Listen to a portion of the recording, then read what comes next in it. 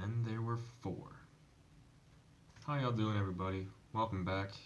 I'm back in my normal lair, also known as my college dorm room.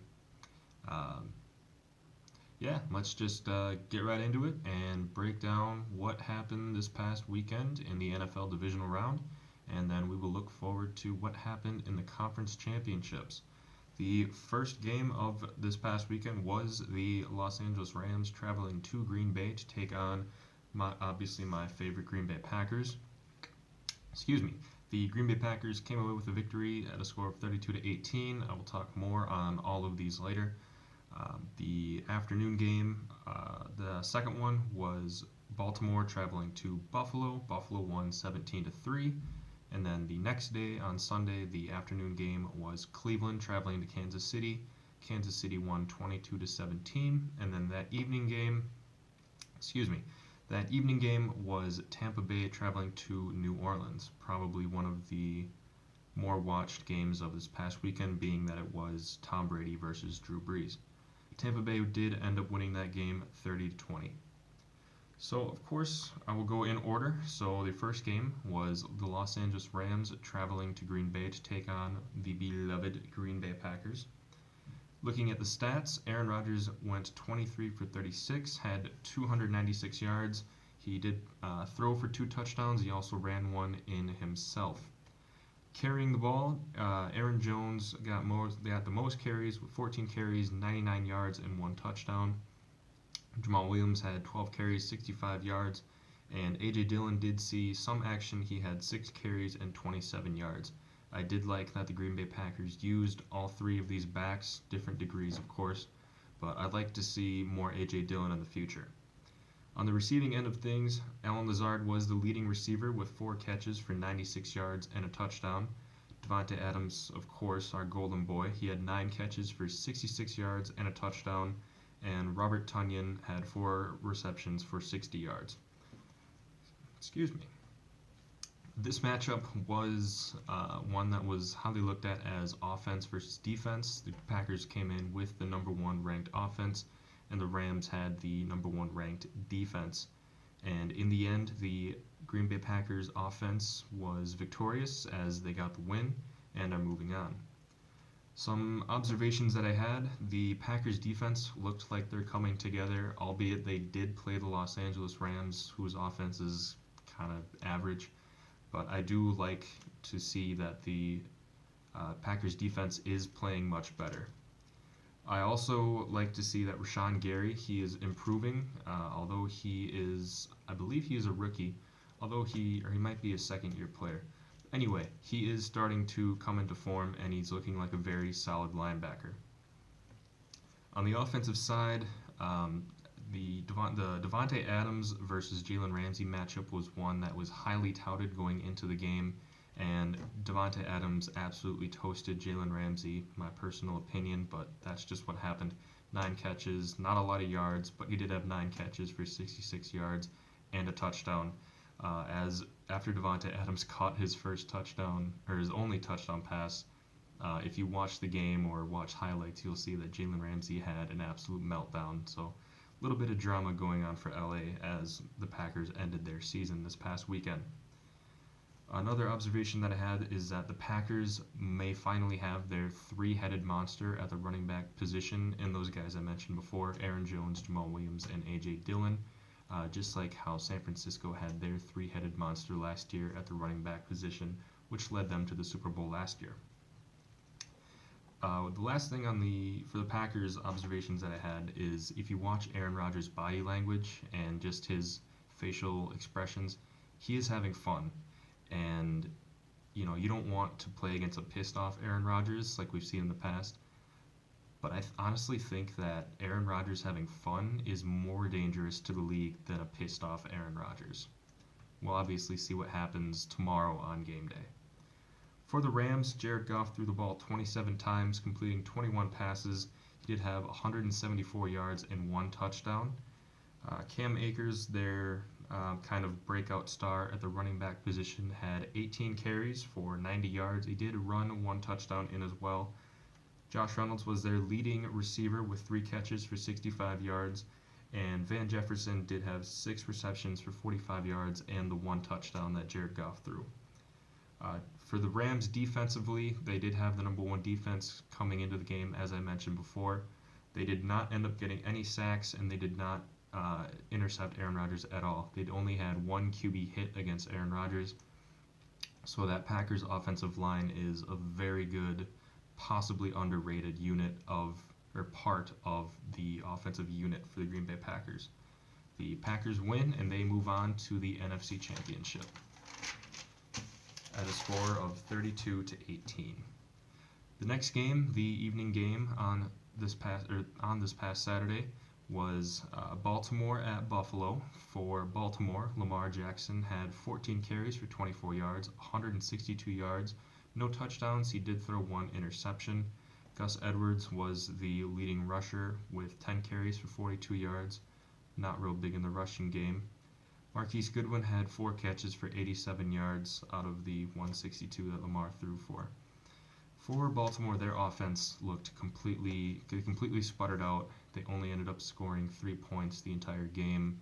They couldn't get anything going against Buffalo, and it was almost sad to watch. The Baltimore Ravens did have 5 fumbles. They did not lose any of those fumbles, but this game could have been much uglier if they had lost even 2 or 3 of those fumbles. Defensively, they looked okay. They did hold Buffalo to 17 points. Buffalo does have a pretty good offense, but overall, just the offensive side of things was pretty poor play on Baltimore's standpoint. So they need to look inward and try to fix up some of the holes that they have. Switching over to the Buffalo side of things, Josh Allen threw the ball 37 times, completing 23 passes for 206 yards and 1 touchdown. Rushing the ball, they did not rush the ball all that much. They did not get many yards. Devin Singletary was the leading rusher. He had 7 carries for 25 yards. Not much going there. Stephon Diggs had 8 catches, and he had 106 yards of the 206 that Allen threw for, and he did catch the sole touchdown that Allen threw. Not a lot of offense in this game. It was a pretty boring game. The Bills win 17-3, and the Bills move on to the AFC Championship game. The next game was the following day, Sunday, this past Sunday. The afternoon game was the Cleveland Browns traveling to Kansas City. Yes, you heard me right. The Cleveland Browns made the playoffs, and they actually won a playoff game. Good for them. For Cleveland, Baker Mayfield, their quarterback, threw the ball 37 times, also completing 23 passes for 204 yards. He had 1 touchdown pass, and he did throw 1 interception as well. Nick Chubb was their leading rusher with 13 carries for 69 yards, and Kareem Hunt also added 6 carries for 32 yards and a touchdown. Rashard Higgins was the leading receiver with 5 receptions and 88 yards, and Jarvis Landry caught the ball 7 times for 20 yards and the 1 touchdown that Baker Mayfield threw. He did catch that one. The Cleveland offense did not look too bad. They did have 2 turnovers, one later in the game, but not too bad overall. For Kansas City, Patrick Mahomes threw the ball 30 times for 21 completions, 255 yards. He threw 1 pass touchdown, and he also had 1 rush touchdown. Mahomes unfortunately was concussed in the second half. It has been rumored that it was not a concussion and it was more nerve damage. If you watched the game or saw a video, he was not able to stand up correctly after the hit and after the tackle. Hopefully he is alright. He is not on the injury report for this upcoming game, so hopefully he's healed. Hopefully he's ready to go, because I think a lot of people want to see him play in the AFC Championship game. Where are we at here? Their running back Williams had 13 carries for 78 yards. Tyreek Hill was the leading receiver with 8 receptions for 110 yards.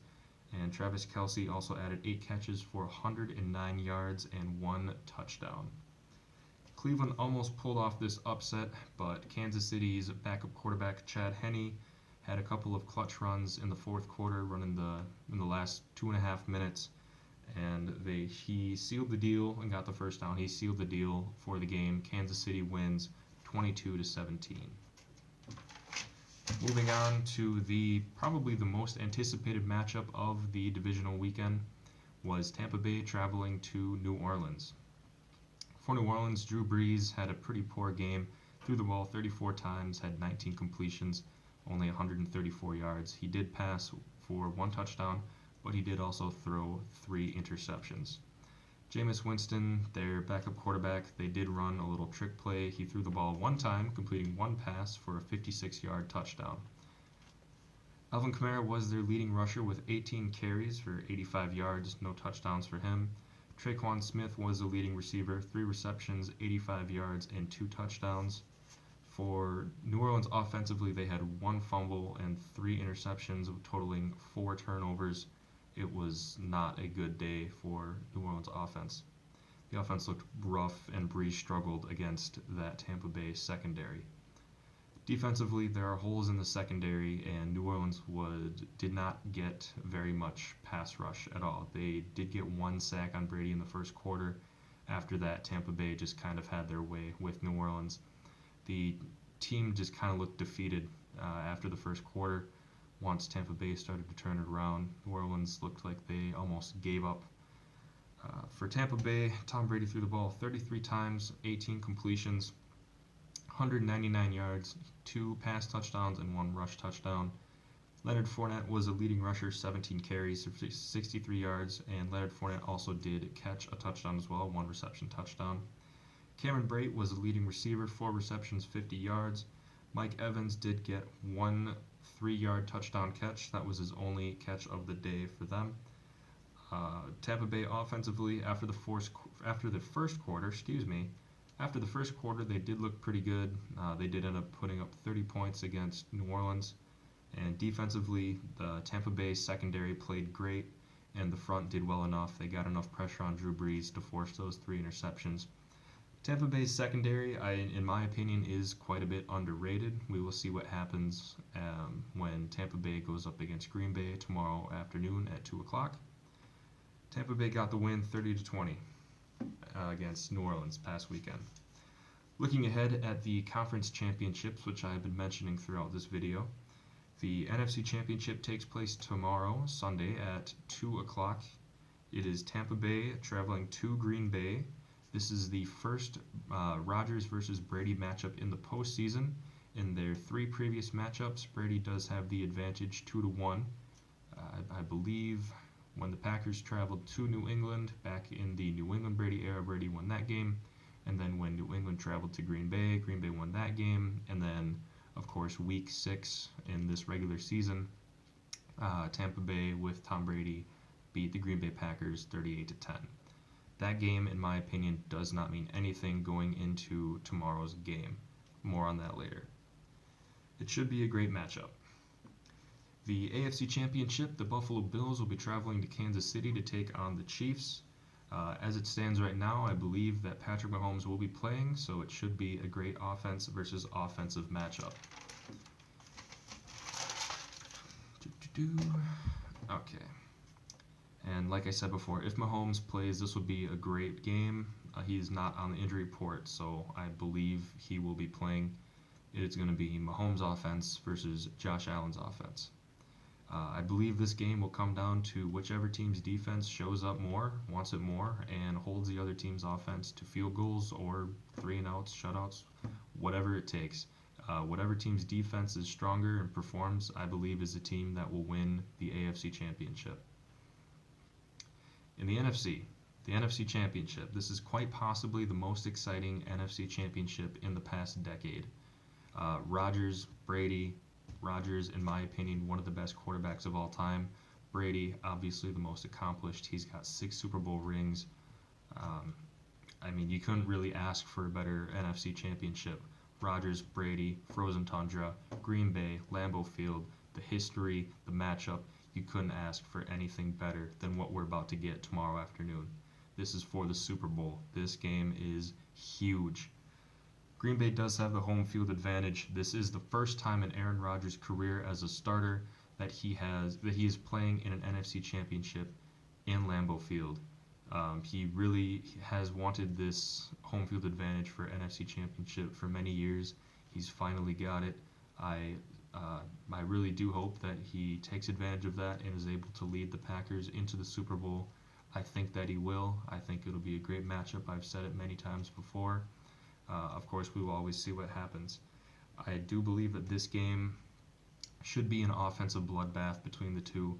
It's Rodgers, Brady. I don't think defense will be any factor. This game obviously, or honestly, could come down to the final drive. Who has the ball in the final 2 minutes? Like I said, offensive shootout. I think it'll be a high-scoring game. Let's get to my predictions, which I'm famous for. I predict for this game, being that it's offense versus offense, Rodgers versus Brady. They're both pretty clutch players, and I think this could come down to who has the ball in the final 2 minutes. My prediction, I'm trying not to be biased here. I do believe that the Packers will win at a score of 38-34. I'm starting something new. I have a bold prediction, a bolder prediction, and a boldest prediction. I'm getting a little bold here. My bold prediction is that between the three running backs, Jones, Williams, and Dillon, that the Packers will rush for 2 touchdowns by using a very balanced offensive attack. My bolder prediction is I believe that Davante Adams will catch 2 touchdowns against that Tampa Bay secondary. I think he's obviously the number 1 target, but I think he will catch 2 touchdowns. And my really bold prediction is that Tramon Williams, who was recently signed after he was waived by Baltimore this past weekend, Tramon Williams was a former cornerback for the Green Bay Packers during their Super Bowl 45 victory, and he is now back with the Packers. He was just signed a couple days ago, and he has been activated onto the active roster. I think, for my boldest prediction, I think that Tramon Williams will get an interception off of Tom Brady as long as he plays. If he doesn't play, obviously that can't happen. But of course, we will see what happens. Go Pack Go. I am nervous, but I am confident, and that's all I got for you. I will talk to you all later.